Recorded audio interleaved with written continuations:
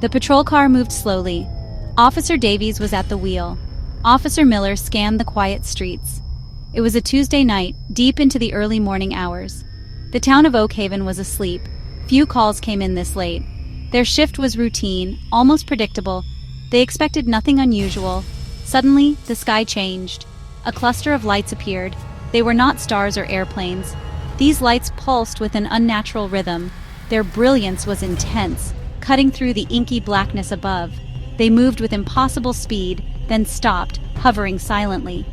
Davies pulled the patrol car to the side of the deserted highway. Both officers stared upwards, their breath caught in their throats. The lights performed maneuvers that no known aircraft could replicate. They darted left, then right, with instantaneous changes in direction. Miller reached for the radio. He had to report this. The air grew cold, a sudden chill that had nothing to do with the late hour.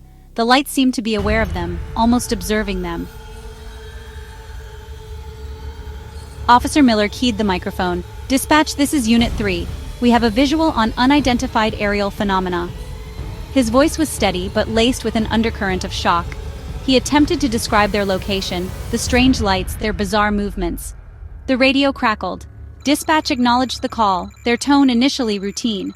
Then, as Miller continued his report, the line filled with static. A high-pitched whine drowned out his words. He tried again. Nothing. The radio was dead, completely silent. All communication was severed in an instant. The dashboard lights flickered erratically.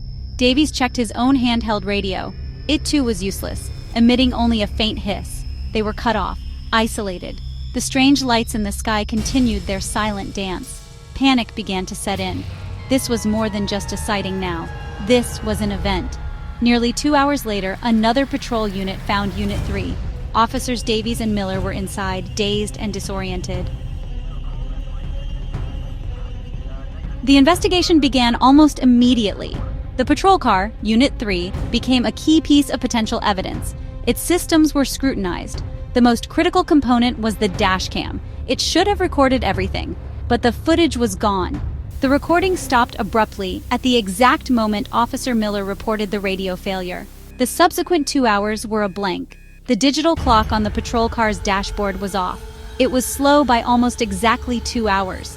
Their personal wristwatches showed similar discrepancies. Time itself seemed to have warped around them. Technicians pored over the vehicle. They checked the battery, the wiring, the computer systems. Could a powerful electromagnetic pulse have wiped the dashcam and affected the clocks?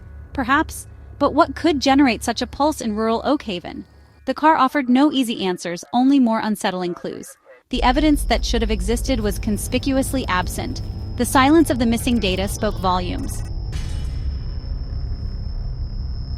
The Oak Haven Police Department launched an internal investigation. This was standard procedure for any unusual incident involving officers.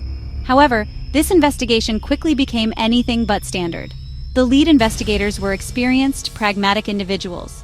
They were accustomed to dealing with facts with tangible evidence. But here, the primary evidence was an absence of memory, an absence of recordings. Officers Davies and Miller were interviewed extensively, separately, then together. Their accounts were consistent. They remembered the initial sighting, the awe, the subsequent fear as the radio died. Then, nothing. Just a waking to confusion and concerned colleagues. Hypnosis was considered, then cautiously attempted by a department-approved specialist. Yet even under hypnosis, the wall of amnesia held firm. The patrol car was taken to a secure facility. Specialists from outside the local department were rumored to have been consulted. They examined every circuit, every wire.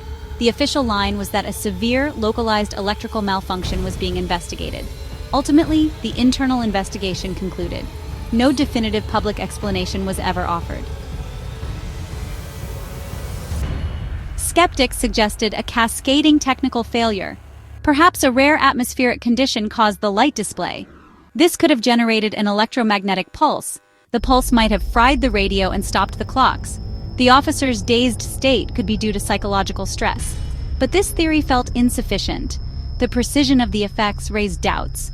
Why would an EMP affect the dashcam for the missing time? And why would it synchronize all timepieces? How could it induce shared amnesia in two individuals? The technical failure hypothesis required improbable coincidences. The alternative was far more unsettling. It suggested an encounter with something unknown, something capable of stunning displays, disabling electronics, and erasing memory. This thought made many uncomfortable. If the lights weren't natural, what were they? The vanishing lights mystery of Oakhaven remains unsolved. It remains a troubling entry in unexplained police encounters. For Officers Davies and Miller, life was never the same. The silence from authorities ensures the mystery endures.